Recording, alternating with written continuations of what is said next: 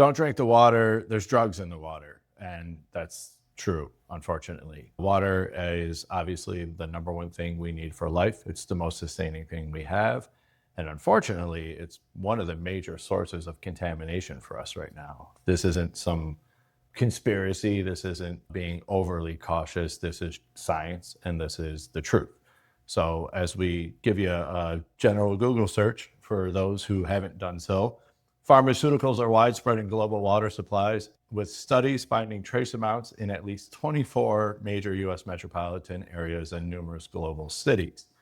It goes in further to kind of tell you what drugs are in the water: anticonvulsants, blood pressure, antibiotic, hormone, diabetes medications, cocaine, meth, ecstasy. So even some street drugs make their way into the water supply. What does that mean? How does that impact you? It impacts you greatly. If you're already on these medications, you're probably not thinking twice about getting trace amounts of it over time. But a lot of people don't want to be medicated and certainly don't need medication. But when you're drinking water, you're being medicated. That's a problem. And they say trace amounts in its defense. Then there's other areas where they're talking about it's too much. But even if it's trace amounts, how often do you drink water, right? So if I was going to say, I'm going to drop estrone, a hormone in there, into your water supply, would you let me? Would you be okay with that? And would you say, no, I want to drink water. I don't want to drink hormones. This is a real serious issue. Fertility is a massive issue in this country. Infertility rate increases every year. I'm not saying this is the sole reason, but when you have endocrine disruptors flowing through your cells, because that's what water is, it becomes you, that's a real big problem. Blood sugar handling issues, right? So a lot of the metabolic syndromes that we're seeing people trying to biohack their way out of could be a result of all this mitochondrial stagnation from toxins in the water, and also this endocrine disruptor abundance in our water supply. So what do? Well, you don't drink tap water straight. Is it the source for your water? For most people, it's going to have to be, unless you have a well, you're using tap water. I highly, highly recommend reverse osmosis water. There's a lot of portable units out there you can get now. There's under the sink units you can have installed. There's separate standalone units, but it's a real easy way to make sure you're getting the thing most required for life. I mean, I don't want to sound ridiculous overstating the importance of water, but it's water. And unfortunately, our water is not water. And it also speaks to a real sad state of affairs that we're pissing drugs in this country.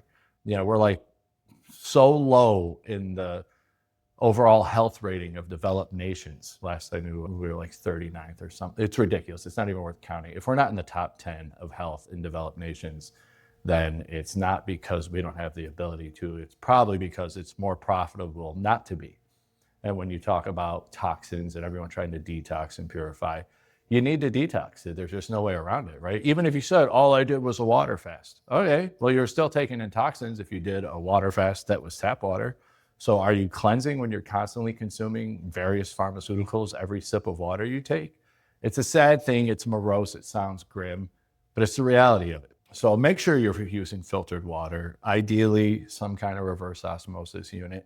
I'm not a big fan of bottled water. It's an option when you have nothing else, but bottled water is your main source of water. Even if the water is clean, once it goes into plastic, you're absorbing those forever chemicals that are in the plastic, which are, again, endocrine disruptors. And the endocrines tie into your hormones, tie into your bone density, tie into your state of mind, tie into your fertility.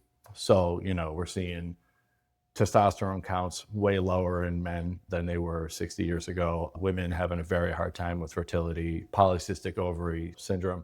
So there's just a lot of endocrine stuff going on, and it's hard to get a hold of your endocrine system once it goes awry. And if every sip of water you take, you're putting in things to further damage your endocrine system, it's going to be really tough. So what I think is a rhetorical message to people is we shouldn't have drugs in our water supply. Another way to think about it is, if the water filtration system can't even get these drugs out of the water, what is the toll they're taking on your body? People are taking these chemicals and they're so saturated with it that they're peeing it out. That's crazy. You don't have vitamin B in the water supply. We're not pissing out the things we need, right? Like, we're eliminating toxins. That's what it is. you don't have echinacea floating in the water supply. There's no omega-3 fatty acids in the water supply because that's what your body actually uses and holds onto. So we defecate and excrete urine to detox largely. And what we're doing is getting rid of toxic stuff. We're so toxic that the normal water filtration systems can't even, which is chemically based, a lot of it, and other barriers. There's a lot of different ways to filter water, but the way it's being done can't even get these chemicals out of the water. And this is a system that's mechanical and synthetic and doesn't require energy like a human body requires to detox.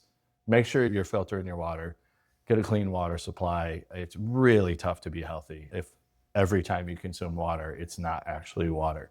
And again, I think it speaks to the overall sick care system that we have in this country. And I think it's probably the first step most doctors should address with patients. Are you drinking pure water? Even if you're not, can you properly get rid of the drug that's being prescribed to you? You still need water to detox these drugs if you're on them. And maybe these drugs are needed, but I don't think everyone else needs them. So clean your water, reverse osmosis, ideally remineralize the reverse osmosis water.